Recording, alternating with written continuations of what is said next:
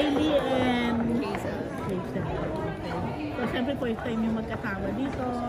Una mo na hawasi, nakita namin yung drama niyo. Ito sa pinaka-promising para sa among the three. Ang ganda ng story namin. So, Happy Father's Day, everybody. Timing na tayo. Yes, correct.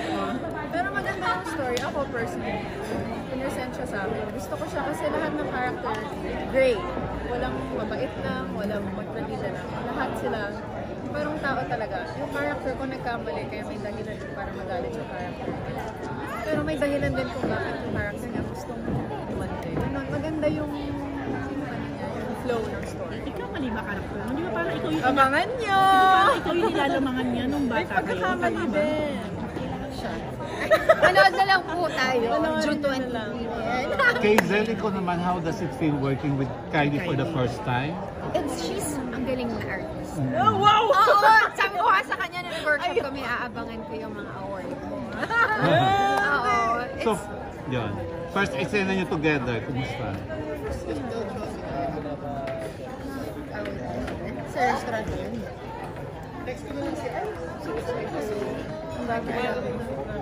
But yeah, Kylie is very professional. She's also very generous. Parang ibibigay niya talaga sa iyo yung ano yung para makagalaw ka din yung character, yung reaction.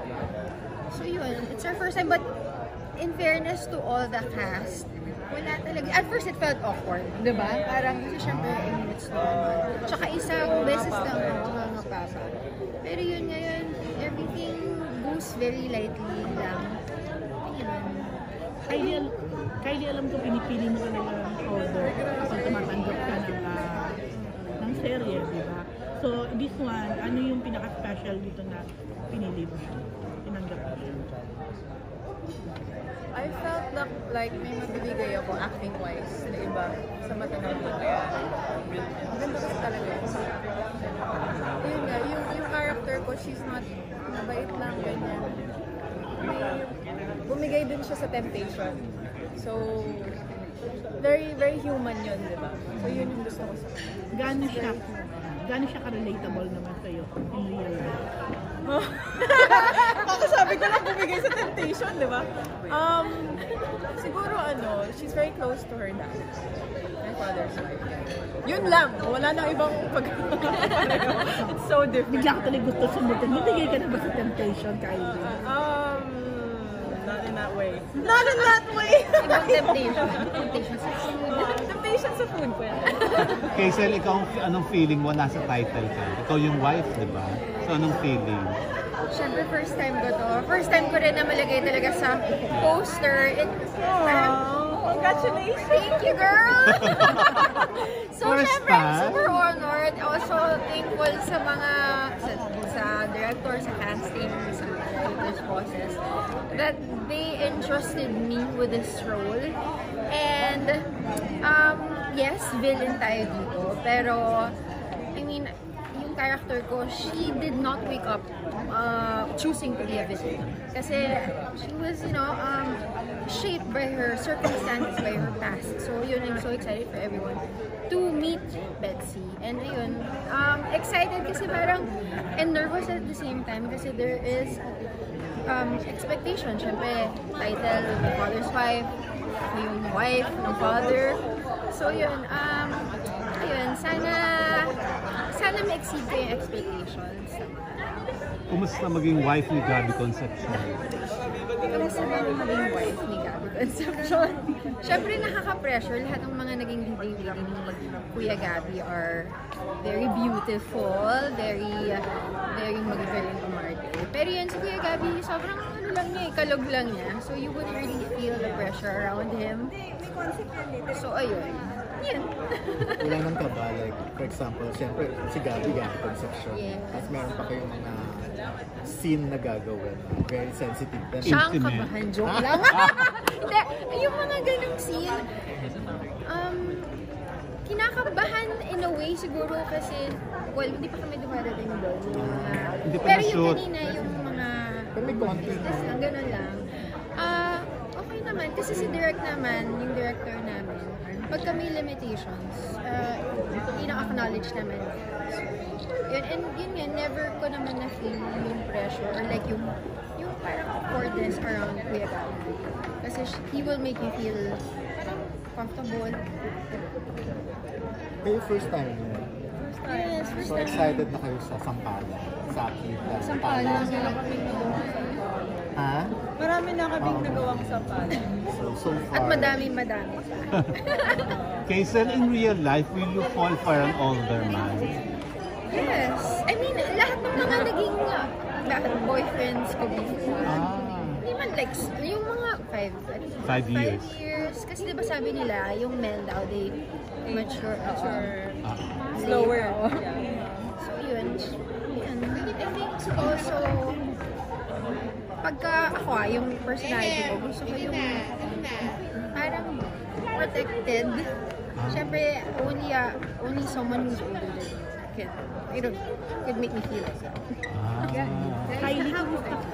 Kylie, kumusta ka na? In personal life, I mean, happy ka ba ngayon? Okay naman. I'm super happy. You know, masyadong busy ang buhay pag dalawang bata pinapalaki. Mother and father. Co-parenting kami, but still, I take most of the responsibility. So, busy na yung buhay ko sa pagpapalaki sa kanila. But I'm grateful. So yung dalawang bagay, talagang sa'yo siya. Yes, that's how it happens. Tapos parang nahihiram mo lang ni Yes, Ate. ganun yung setup. So, ang mahirap lang is balancing work and motherhood. But syempre, kaya yan. Kaya yan.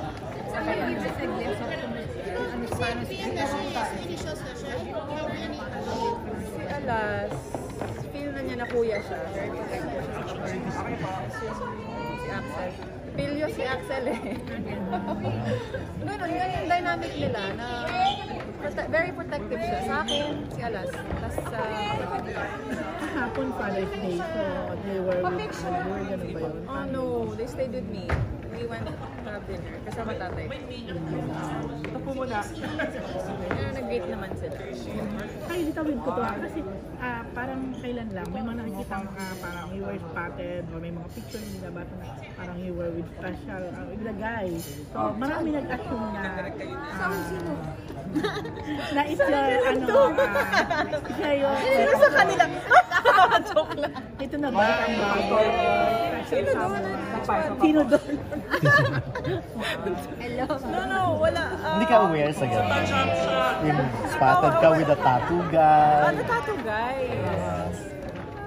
So yeah, we dated. We dated, so parang Secret.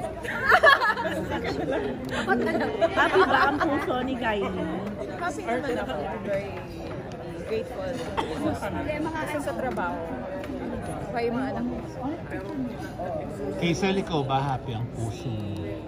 Always happy. Parang matagal ka nang may ano, Di ba yung non-showbiz ba yun? Yes, matagal na. Kaya naloka ka nung nalink ka kay ano. Richard. Kay Richard pa. Nakakaloka. Neighbors ba kayo? Neighbors kayo, di ba? Neighbors? Oo. Kaya Nakasakay kayo- nga lang siya sa kotse ko nung time na yun eh. Oh. Yeah, nakasakay lang siya sa amin nung time na yun. So yung non-showbiz, ang tagal nyo na. So para sa'yo, mas okay pag non-showbiz ang boyfriend. Yes, I think mas okay pag non-showbiz. Kasi Hindi na air lahat. Si Kylie na-experience yun ng nga, showbiz. sabi nga nila, di ba, na what people don't know, they cannot destroy. Guys, paano nyo hinahandle ang betrayal ng kaibigan? Na-experience na ba? Ang kaibigan. Kaibigan. Parang hindi kaibigan. Usually naman kaibigan nag-betray sa I cut them off. Hindi na kailangan sa buhay. So naranasan mo na Kylie, mabetray ng close friend. Yeah. Cut. Wala Hindi naman yung iba na ahas. energy na binibigay sa'yo. Hindi naman gano'n. Parang may inahasad sa... May inahas. Inahas ka? Ay! Dapat Showbiz? pala ito, si Hindi Betsy. showbiz. Yeah, goodbye sa'yo. Ikaw, Kaysel, naahas ka na ba ng friend? Hindi siya friend. Hindi, joke lang. Hindi, naahas lang pero hindi friend. No, Oh! hindi pa naman na gano'n na inaahas ng friend. Siguro yung betrayal lang. Pero kasi I'm super forgiving. So kapag alam mo yun, they try to reach out. But I know it's not gonna be the same. Pero ayun nga, pag nakita mo naman that they're trying, I'm against cancel culture kasi I think everybody deserves a second chance. Go. So, Ha? Last two. Last daw. Two. O go. Kylie then Casey. Ikaw muna. Kylie, do you get offended pagka napabash dad? That's a nice question. I do. Siyempre, tatay ko yun. Before he became a politician, before he was an actor, he was my dad first. So, siyempre, I do feel for my dad. Minsan nga sinasabi ko sa kanya, kamusta ka? Kaya mo pa ba? Is there anything you need? Kasi siyempre, magaling yung tatay ko mag-focus sa isang bagay pag may gusto siya. Pero kami mga family yung na-affected. So, kaya pa naman niya, pag nakita namin na, game pa naman siya sa laro ng politika, then support kami.